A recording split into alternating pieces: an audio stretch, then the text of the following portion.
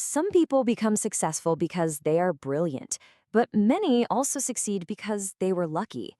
Take a second to really let that sink in. We absolutely love to praise the brilliant mind, right? But we rarely want to acknowledge the silent, unseen partner of success. Welcome to this Wealth OS Explainer. Today, we're unpacking a really profound concept from Morgan Housel's The Psychology of Money. We are going to confront a hard truth. Success and failure are never entirely in our control. We'll be taking a realistic, documentary-style look at human behavior, wealth, and what it actually takes to survive in an incredibly unpredictable world. Section 1. The Illusion of Control and the Seduction of Success. Let's dive into this. We often falsely assume that raw intelligence and hard work just automatically guarantee financial security. But here's the thing. A high IQ definitely does not mean you have a high financial EQ. Let me tell you a story about a wildly brilliant tech executive. This guy designed and patented a crucial Wi-Fi component in his 20s, right in the thick of the Silicon Valley boom. He was making absolute fortunes, but his relationship with money, well, it was childish, reckless even.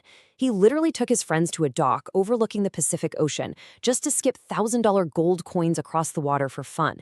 When he shattered a $500 lamp at a hotel, he handed the manager a $5,000 brick of cash and basically told him to get out of his face. And you know what happened? Years later, he went completely broke. Which brings us to a massive central question. Does doing well with money depend on how smart you are or how you behave? The reality is, financial success isn't really a hard science. It's a soft skill. A genius who loses control of their emotions can turn into an absolute financial disaster, no matter how many brilliant patents they hold. To put this into perspective, consider the ultimate contrast between two vastly different lives. On one hand, you have Ronald Read. He was a humble rural janitor and a gas station attendant who swept floors at JCPenney. On the other hand, we have Richard Fuscone, a Harvard-educated Merrill Lynch executive, an MBA, and a brilliant Wall Street powerhouse who even made the prestigious 40 Under 40 list. Literally opposite ends of the spectrum, right? But then, 2008 happened. The financial crisis hit. Fuscone had borrowed heavily to expand this massive 18,000 square foot, $90,000 a month mansion in Greenwich. He was highly leveraged, playing a very high-stakes game.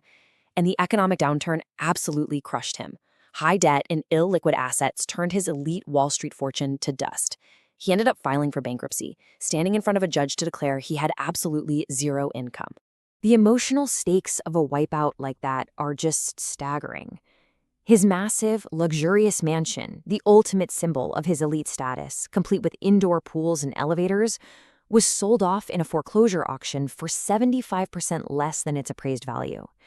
His reckless leverage resulted in total, devastating ruin. Now contrast that spectacular ruin with Ronald Read. The rural janitor just patiently invested whatever little he could scrape together into blue-chip stocks.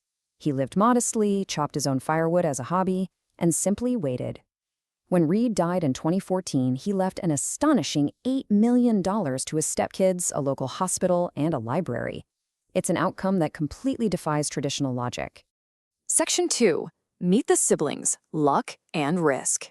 Seriously, think about it. In what other field could a janitor massively outperform a Harvard executive?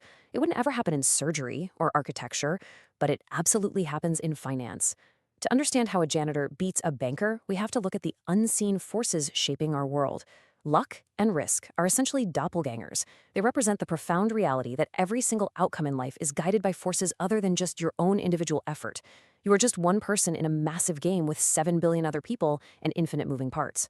The world is simply too complex to allow 100% of your actions to dictate 100% of your outcomes. Listen to this from Nobel Prize-winning economist Robert Shiller. When he was asked what he wants to know most about investing that we can't currently know, his answer was brilliant. He said, the exact role of luck in successful outcomes. We implicitly ignore luck all the time because it's incredibly hard to measure.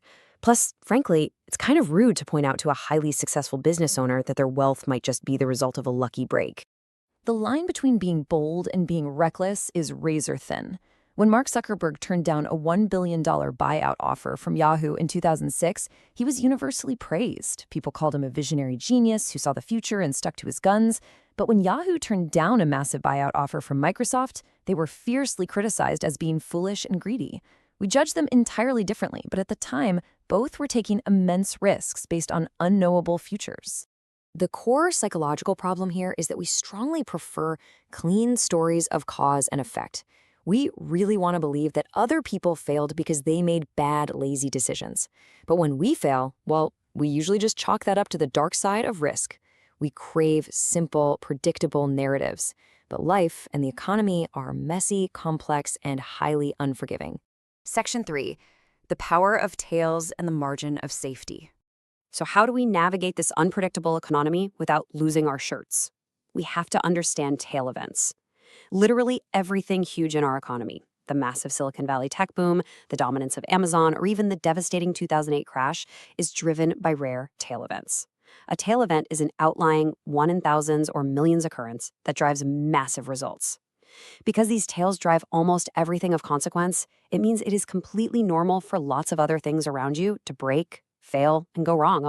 Napoleon once made this astute observation: a genius is the man who can do the average thing when everyone else around him is losing his mind. That is so perfectly said. True financial genius isn't about perfectly predicting the market. It's about remaining steady and surviving those punctuated moments of sheer terror, like a sudden market crash or a global recession, while everyone else panics and sells at the bottom. Sherlock Holmes noted, "The world is full of obvious things which nobody by any chance ever observes." It's a profound thought that kind of lets us just pause and breathe for a second, because the most overlooked, obvious truth in managing your finances is simply this: there is absolutely no reason to risk what you have and what you need for what you don't have and don't need. And that is exactly why the margin of safety is your greatest tool. It isn't just some boring, conservative hedge. Margin of safety is about actively raising your odds of success by increasing your chances of survival. It gives you room for error. It lets you endure a wide range of outcomes and protects you from those bizarre one-off curveballs you could never possibly imagine. Which brings us to why leverage is so incredibly dangerous. Leverage, or taking on heavy debt, takes routine, manageable risks and pushes them into absolute ruin. If you take on too much risk and the market turns against you, you face a double wipeout. Not only are you left completely broke, but you are erased from the game entirely. You literally have no opportunity to get back in when the market finally recovers. Section 4. Surviving uncertainty. Let's talk about the ultimate goal of money management and human behavior in this deeply complex world. The crucial takeaway here is adopting a survival mindset. You have to appreciate that luck and risk are always present in the room. Stop blindly idolizing wildly successful people and never fully judge unsuccessful people. Leave room for error so you can survive the inevitable downturns.